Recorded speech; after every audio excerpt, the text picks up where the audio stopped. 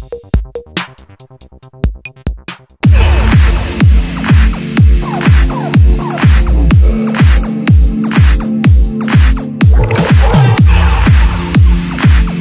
இருக்கு உள்ள இருந்தாலும் இதுக்கு நம்ம ரெஸ்பான்சிபிளா முதல் படத்துல பண்ணியிருக்கோமான்னு எனக்கு திருப்பி டவுட்ஸ் வந்துட்டே இருக்கு. நான் நல்லா பண்ணியிருக்கோம்னு நம்புறேன்.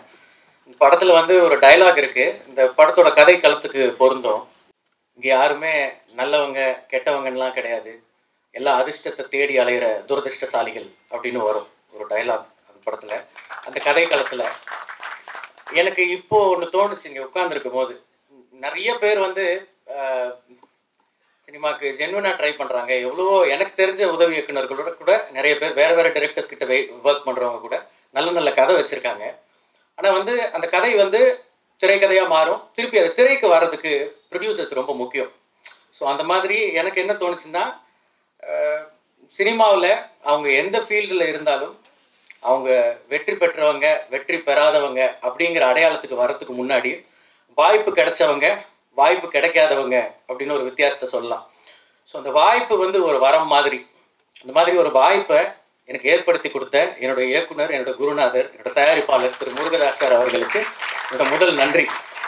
நான் அந்த வாய்ப்பு கிடைக்கல அப்படின்னா தெரியாதுல்ல, எத்தனையோ பேர் இதே சாலிகிராமத்தில் வெளியில் நிறைய பேர் இன்னும் வெயிட் பண்ணுவாங்க. இங்கே எதிரில் இருக்கலாம், எவ்வளோ பேர் கனவுகள் இருக்கும். கஷ்டப்பட்டோம், எல்லாரும் கஷ்டப்பட்டு தான் ஆகணும். எல்லா ப்ராஜெக்ட்டுமே வந்து சிரமப்பட்டு சிரத்தை எடுத்து தான் பண்ணுவாங்க.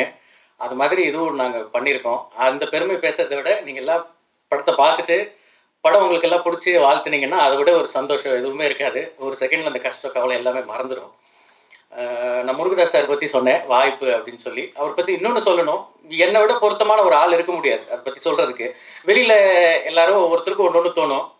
பட் நான் பக்கத்துல இருந்து பார்த்துருக்கேன். அது அவர் ப்ரொடியூஸ் பண்ணியிருக்காருன்னு மட்டும் இல்லை, எனக்கு தெரிஞ்சு இந்த இண்டஸ்ட்ரியில் என்டையர் இண்டஸ்ட்ரியில் என்னோட அறிவுக்கு எட்டின வரைக்கும் எனக்கு நிறைய இயக்குநர்களோட பழக்கம் கிடையாது. 1-2 இயக்குநர்கள் தெரியும் பர்சனலி. சாரை வந்து ரொம்ப பக்கத்துல இருந்து பார்த்து பழகிருக்கேன்.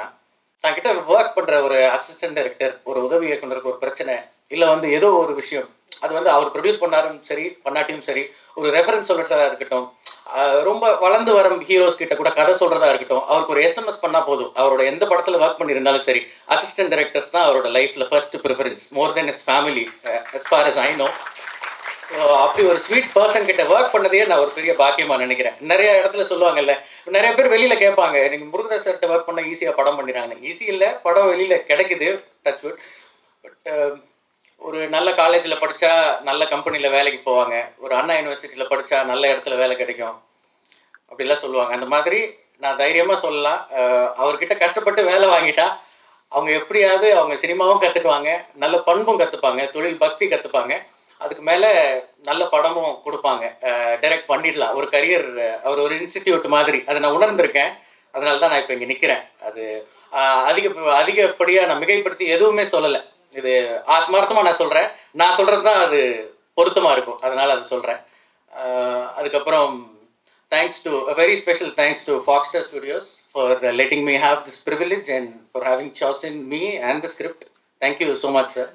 Thank you for the opportunity. Thanks to the entire Foxstar Studios team, right from Vijay Singh sir, who's seated here, Nishant sir, who's been there right through every step, Mr. Alif sir, who's not here right now, Mr. Sriram sir, Mr. Shani sir, Mr. Vijesh, Mr. Prasanna, I don't know whoever I left, Mr. Kishore, எல்லாருக்கும் ரொம்ப நன்றி. இது தாண்டி இந்த படத்துல வந்து இப்போ output பத்தி எல்லாரும் பேசுறாங்க. எனக்கு தெரிஞ்சு ஒரு படம் வந்ததுக்கு அப்புறம் தான் நீங்க எல்லாம் தான் சொல்லணும். அந்த ஆடியன்ஸ் மற்றவங்க மீடியாலாம் பிடிச்சிருந்தா சொல்லலாம், இல்லைன்னா விமர்சனமும் பண்ணலாம். நம்ம ஏற்றுக்க போகிறோம், பிடிச்சிருக்கும்னு நம்புகிறேன். ஏன்னா நிறைய சிரமப்பட்டிருக்கோம், நிறைய ஆத்தென்டிசிட்டிக்காக உழைச்சிருக்கோம்.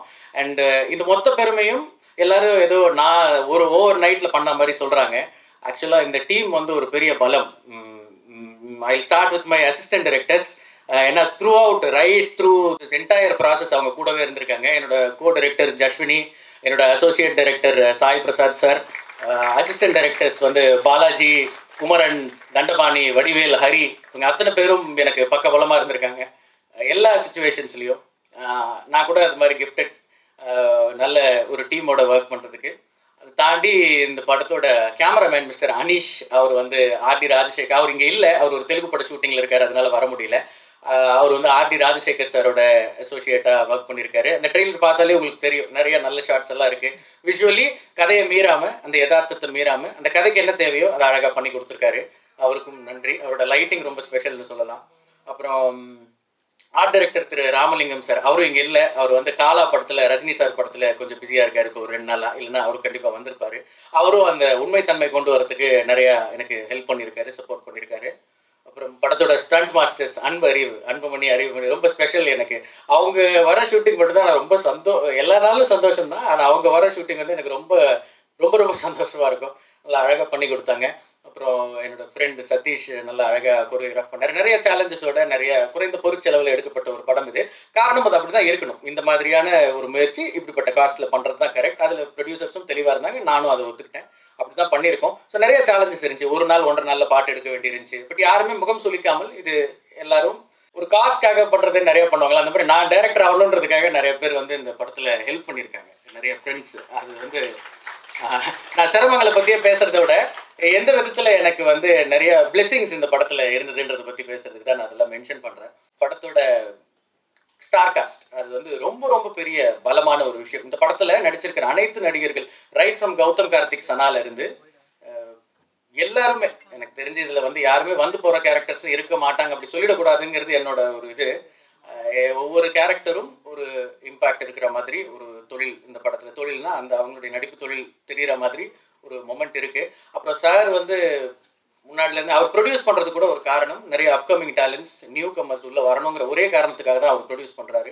அவருடைய தொழில், அவருடைய இயக்குனருங்கிற ஒரு தொழில் இருக்குது, அதை தாண்டி அவர் தயாரிக்கிறது காரணம். ஸோ அதுலேருந்து கொஞ்சம் இன்ஃப்ளூயன்ஸ் எனக்கும் ஆச்சு. ஸோ நிறைய அப்கமிங் ஆர்டிஸ்ட் வந்து இதில் யூஸ் பண்ணியிருக்கோம். Music directors Vikram and Vishal Chandrasekhar இருக்காங்க. விக்ரம் புதுமுக மியூசிக் டைரக்டர், ரொம்ப அழகாக 4 பாட்டு கொடுத்துருக்காரு. நிறைய பேர் கேட்டாங்க ஏன் 2 மியூசிக் டைரக்டர்ஸ்னு. ஆர்ஆருக்கு விஷால் சந்திரசேகர், அவரும் என்னோட நண்பர், அவரும் பேக்ரவுண்ட் ஸ்கோர் ரொம்ப நல்லா பண்ணியிருக்காரு. அப்புறம் முக்கியமாக ஒருத்தரை தேங்க் பண்ணணும், பாடலாசிரியர் நா Muthukumar sir.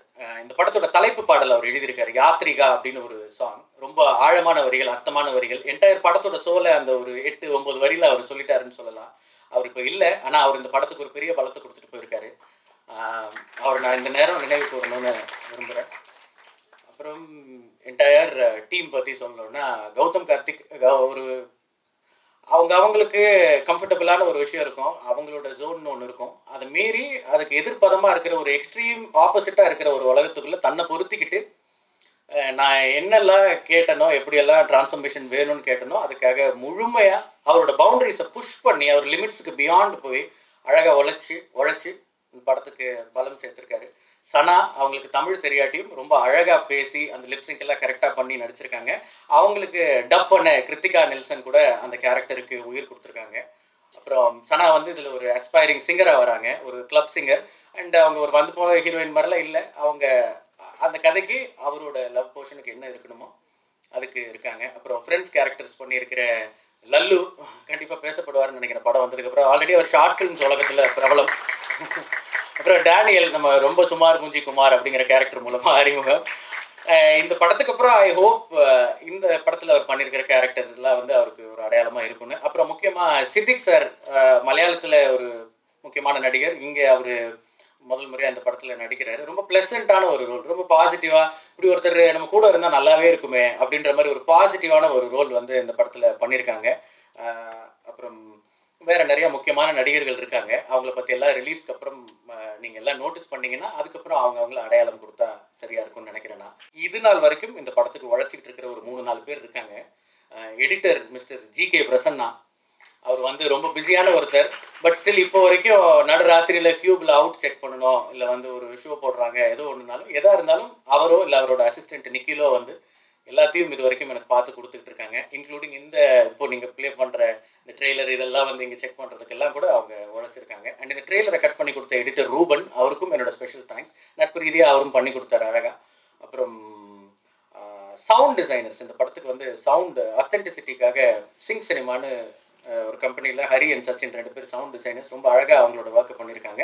Mix engineer mister Kannan, அப்புறம் entire team of Gemini lab and VFX studios Lorven, அவங்கெல்லாம் வந்து அதில் கலரிஸ்ட் சேது செல்வம் ரொம்ப பேஷண்ட்டான ஒருத்தர். எல்லாமே பொறுமையாக இதுக்காக எனக்கு உழைச்சி கொடுத்தாங்க. ஸோ இந்த மேடையில் நான் இன்றைக்கி நிற்கிறேன்னா இந்த அத்தனை பேருடைய ஒரு உறுதியான சப்போர்ட் தான் இதுக்கெல்லாம் காரணம். யார் பேரையும் விட்டிருந்தா மன்னிச்சிருங்க. தெரியாம விட்டுருக்கலாம். பட் ஒவ்வொருத்தரும் இந்த படத்துல அசோசியேட் ஆயிருக்கிற ஒவ்வொருத்தரும் வந்து எனக்கு நிறைய ஹெல்ப் பண்ணியிருக்கீங்க. அண்ட் முக்கியமா ஒருத்தர் சொல்லணும், ஜெகன் சார். அவங்க வந்து எங்கேயும் வெளியில அவங்க பெருசா கூட அவரோட இம்பார்ட்டன்ஸை காமிச்சிக்க மாட்டாரு. பட் இந்த ப்ராஜெக்ட் த்ரூ அவுட் அவர் வந்து ரொம்ப ஹெல்ப்ஃபுல்லா இருந்திருக்காரு. ரொம்ப நன்றி சார். நிறையா தொல்லைகள் என்னால் இந்த படத்தில் வந்திருந்தா கூட என்னை மன்னிச்சிருங்க.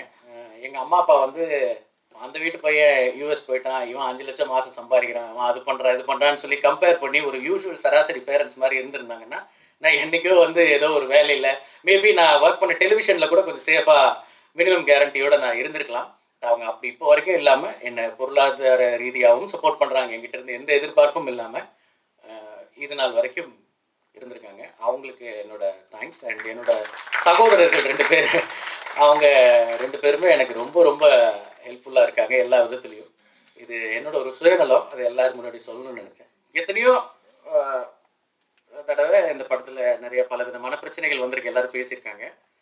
அதெல்லாம் கடந்து ஒரு தடவையும் எனக்கு முழு முழு முழு பக்க பலமாக இருந்த முருகதாஸ் சார் அவங்களுக்கு ஒரு ஸ்பெஷல் நன்றி மறுபடியும் சொல்லி நான் வந்து விடைபெறுகிறேன். தேங்க்யூ.